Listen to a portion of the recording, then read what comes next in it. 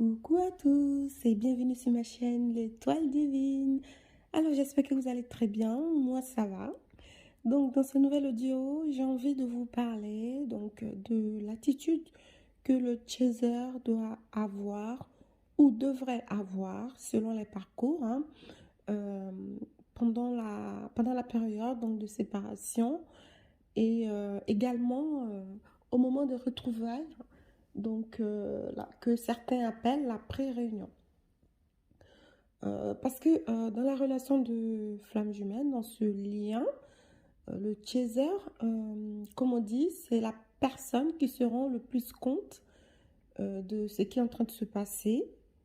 Quand je dis qui se rend le plus compte, c'est celui qui connaît les enjeux vraiment de la relation. Quant au runner, il s'en rend bien sûr compte de ce qui se passe, mais il n'est pas prêt de l'assumer. Comme je disais que le chaser, dans certaines vidéos, c'est quand même la personne qui sait où mettre les pieds quasiment et qui met les pieds là où lui pense y aller. Par rapport au runner, c'est-à-dire le runner, il va pas réfléchir à certaines choses, il va agir et même si ça se passe bien, même si ça se passe mal, bah lui dans tous les cas, il agit. Mais en général, le chaser, c'est lui qui va déjà connaître il connaît déjà la solution ou il sait déjà, il voit le résultat de l'action, il étudie les enjeux, les problèmes et ensuite il se décide. Donc, quand le chaser passe son temps à vraiment solliciter son runner pour qu'il puisse vivre cette relation, c'est parce que lui, il sait que cette relation, c'est que du bonus, que c'est quelque chose de bien. Lui, il sait ce qu'il ressent en tout cas. Donc, il ne veut pas perdre ça. Parce qu'il sait, si c'était une relation qui lui apportait pas grand-chose, il n'allait pas insister. C'est ça le contraire avec le runner. Le runner, lui, même si la relation peut lui apporter des choses positives, mais la façon dont les choses se déroulent, ça peut l'obliger à prendre certaines décisions. Donc voilà, donc c'est pour ça que voilà, il y a bien un chaser et un runner dans la relation de flamme jumelle.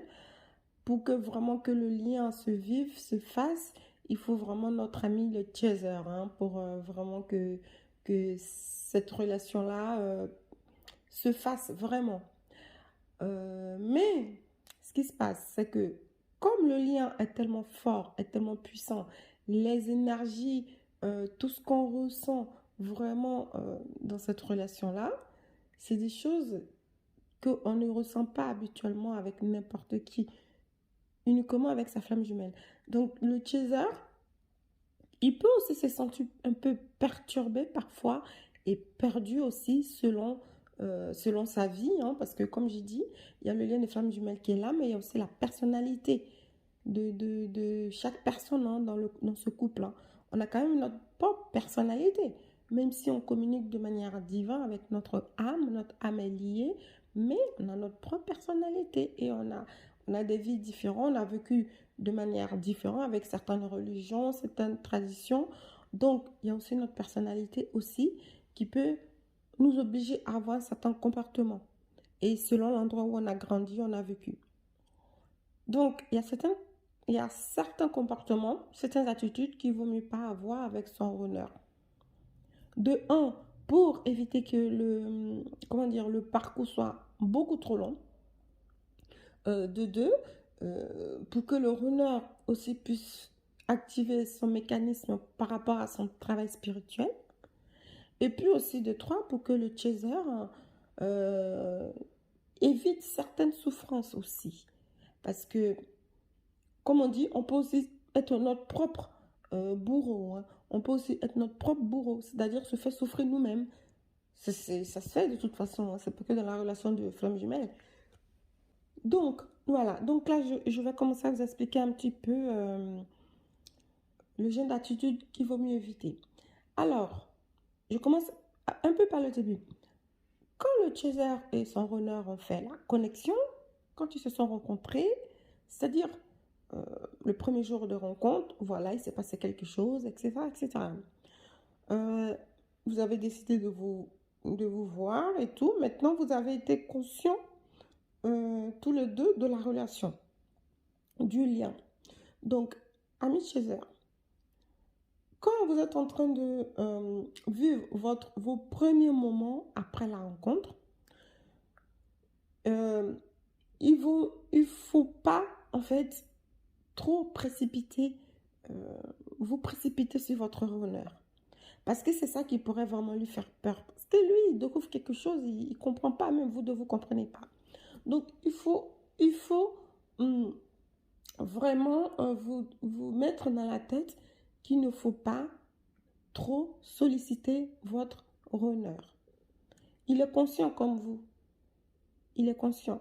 Donc, comme le chaser a tellement besoin d'amour, a tellement besoin de reconnaissance émotionnelle et qu'il a aussi peur de l'abandon, hein, qu'il a ces blessures d'abandon, donc il a un peu peur de ça, il ne veut pas qu'on l'abandonne, donc il pense que quand il va s'agripper à l'autre, au moins il a l'assurance il est accroché et que l'autre ne pourra pas le décrocher. Donc au moins il a l'assurance qu'il sera avec l'autre, que l'autre sera avec lui. Mais c'est pas ce qu'il faut faire dans ce genre de relation, parce que ce n'est pas l'aspect physique qui joue le plus grand rôle, c'est plus le côté spirituel qui joue le plus grand rôle. Donc quand le chaser a envie d'être en connexion physique avec son honneur, parce que la connexion spirituelle, on ne le décide pas comme ça. C'est quelque chose qui se fait, qui se met en place sans que nous-mêmes on s'en rende compte. La seule connexion qu'on peut vraiment décider, c'est le contact physique qu'on cherche à avoir à tout prix. Sauf que dans cette relation-là, même s'il n'y a pas de contact physique, il y a le contact spirituel. Il y a le contact d'âme à âme. Donc, il faut se dire que, ami chaser, que bien sûr que ne coupez pas les ponts avec votre honneur parce que il a décidé de partir, etc. S'il a décidé de partir, c'est parce que ce lien, il est un peu trop fort pour lui et qu'il ne sait pas comment gérer selon aussi sa situation. Parce que ce qu'on ne comprend pas, c'est que la relation de flamme jumelle, on se demande d'où ça vient. Est-ce que ça vient de la source qui fait exprès de toujours mettre des obstacles dans la relation de flamme jumelle? Deux fois, on ne sait pas d'où ça vient. Il y a des obstacles qui surgissent comme ça. Tout ça pour obliger les deux personnes à être séparées. Donc, normalement, ça devait être quelque chose qui devait se passer beaucoup plus simplement, puisque tout ce qu'on recherche dans la vie, c'est de trouver sa connexion. Donc, une fois qu'on a trouvé la connexion, c'est quoi le problème? Pourquoi il y a encore séparation? Pourquoi il y a certains phénomènes qui surgissent comme ça de nulle part? Ben, je pense que c'est le parcours de ce lien de flamme jumelle qui a été conditionné comme ça pour que ce genre de choses arrivent. Parce que par rapport aux flammes jumelles avec qui j'ai parlé, les témoignages que j'ai pu prendre, c'est que deux fois, ils ne comprennent pas pourquoi il y a eu la séparation comme ça d'un coup. Quelque chose venu de nulle part, d'un coup, ils ne comprennent pas en fait. Donc, deux fois, bien sûr, on sait d'où ça vient, mais deux fois, on ne comprend pas parce que souvent, les flammes jumelles vont avoir un parcours où l'autre va habiter loin. Donc, on va dire c'est à cause de la distance, ou l'autre va avoir un enfant et que ça va être compliqué avec l'enfant, ou l'autre va avoir un travail où il ne peut pas être trop disponible, etc., etc. Il y a toujours quelque chose qui va faire que il va y avoir un début de communication un peu mal placé et voilà. Et donc, euh, le comportement qu'il faut vraiment éviter, c'est de trop solliciter son runner. L'amour, c'est pas forcé déjà de base. L'amour, c'est pas quelque chose c'est pas forcé. Il faut que deux personnes soient en accord. Il faut que deux personnes soient OK pour pouvoir vivre une relation. Si toi, chaser, tu commences à vivre une relation avec ton autre qui est le runner et qu'à un moment donné, le runner prend ses distances, qu'il s'enfuit, qu'il a ses propres raisons, même si on sait que les raisons, c'est à cause de ce lien fort, énergétique, qui perturbe tellement le runner qui s'en va, même si on sait que ça peut venir de là, il faut vraiment te rendre compte de la vie. Il faut vraiment que tu étudies aussi la vie de ton runner. Il faut que tu étudies ta propre vie à toi et que tu essaies de voir comment est-ce que tu peux te comporter. Admettons, les flammes jumelles qui sont des voisins, c'est-à-dire ton voisin, c'est ta flamme jumelle. Tu vas te dire, de toute façon, il y a juste un étage qui nous sépare, ou il y a juste un couloir, ou deux portes qui nous séparent. Donc, on peut quand même se voir. Et pourquoi est-ce qu'il veut mettre la distance et tout ça? Tu vas vouloir un peu trop insister. C'est plus dans ce genre de situation que le chaser se comporte vraiment mal avec son runner. Et c'est pareil quand vous travaillez ensemble. C'est pas parce que tu vas avoir ton runner tout le temps que le fait qu'il a envie de prendre cette distance, tu vas te dire non, je n'ai pas envie, il faut que je. Non, si le runner prend cette distance, normalement dans ce lien, on est tous habilités, que ce soit des deux côtés, à s'épurer, à se nettoyer, à faire grandir notre âme. Donc, pendant la distance de ton runner, essaye de travailler sur tes blessures, sur ta spiritualité, ton éveil surtout, je vais dire, et essaie de travailler sur toi-même. Moi, je te conseille de prendre un cahier, de tenir un journal. À partir du moment où tu as compris que ton lien était très spécial, prends un journal, pas un journal La Nouvelle République, hein. Tiens, un journal, ce que je veux dire. Achète-toi un cahier, un carnet ou quelque chose et écris tes émotions. Écris ce que tu as fait de bien. Écris comment tu t'es senti. Écris, voilà, écris fais des écrits. Comme ça, tu vas vérifier un petit peu ton évolution. Parce que ce lien-là, il ne se termine quasiment pas. Le parcours ne se termine pas. Comme j'ai dit, dans le parcours de femme jumelle, il y a deux types de parcours. Il y a le premier parcours qui est de la rencontre à la réunion. Et une fois que la réunion elle est faite, il y a aussi un autre parcours. Donc, ce n'est pas quelque chose que tu vas vivre comme ça. C'est selon aussi par rapport à, selon la vie, je veux dire, la vie de chacun. Les parcours peuvent être plus ou moins longs, plus ou moins courts, mais le comportement que le chaser doit avoir envers son runner, c'est pareil. Peu importe la façon dont le parcours il se fasse, si tu te trouves aujourd'hui dans la période de séparation et que c'est très difficile pour toi, tout ce que je peux te dire, c'est de vraiment continuer de travailler sur toi. C'est de vraiment penser à toi. Si tu envoies un message à ton runner et qu'il ne te répond pas, n'envoie pas 3-4 autres messages derrière. Tu le laisses de temps en temps dans son silence. Parce que n'oublie pas que ton runner, il t'a pas oublié. Hein. Il pense à toi, il pense tous les jours à toi. Et c'est pas pour ça qu'il faut que tu lui envoies tout le temps des messages. Parce qu'à chaque fois qu'un runner reçoit le message de son chaser, un runner qui est en fuite reçoit le message de son chaser, il a une réaction très désagréable. C'est comme si tu le dérangeais. C'est comme si quelqu'un est en train de dormir et toi, tu ouvres la porte, tu cries. Je pense que la personne ne va pas t'accueillir avec joie. La personne va vraiment s'agacer. Même si l'agacement va passer quelques temps après, mais sur le coup, ça énerve la personne. Et c'est ça en fait. C'est-à-dire le runner, il est dans sa bulle. Cette bulle-là, vous la partagez vous-même, mais il est dans son petit noyau.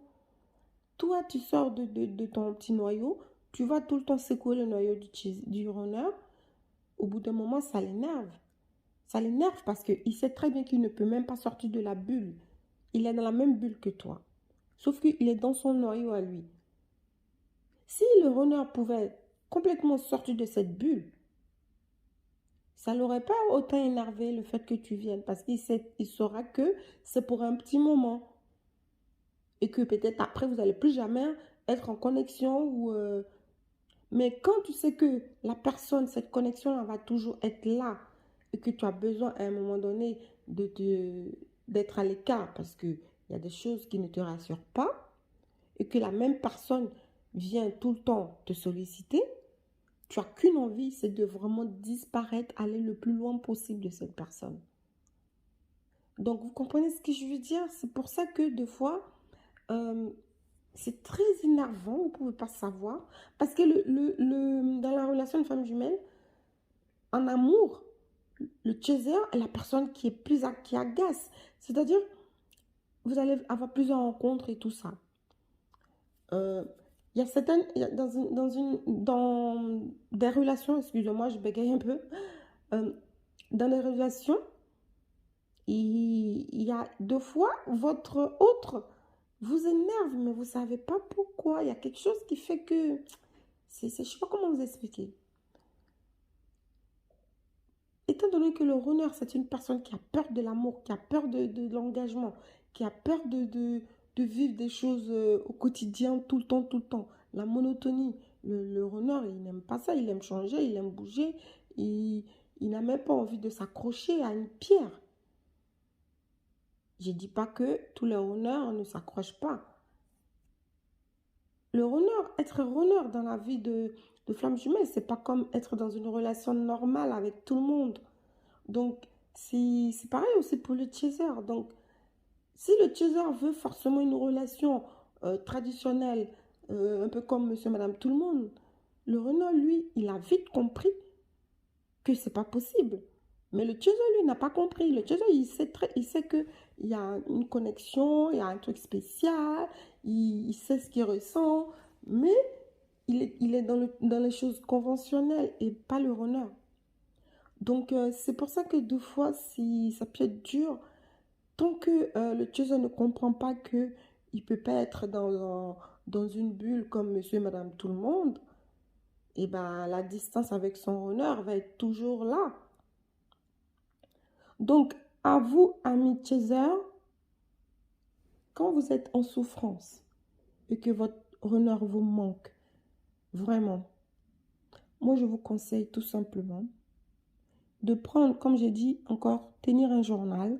Vous prenez un cahier, vous écrivez tout ce que vous ressentez, tout ce que vous avez envie de dire à votre runner. Vous écrivez tout et vous le lisez tout le temps. Vous le lisez. Vous le lisez jusqu'à ce que ce message-là vous imprègne. Parce que si le message vous imprègne ce message-là, vous allez le transmettre à votre runner qui est de l'autre côté du monde, à l'autre bout du monde. Peu importe. Vous allez lui transmettre énergétiquement, à condition que vous soyez de vraies flammes jumelles. Parce que si vous êtes de vraies flammes jumelles, j'ai dit bien, de vraies flammes jumelles, votre runner, il va sentir tout ce que vous lui envoyez, il va le savoir, il va le ressentir.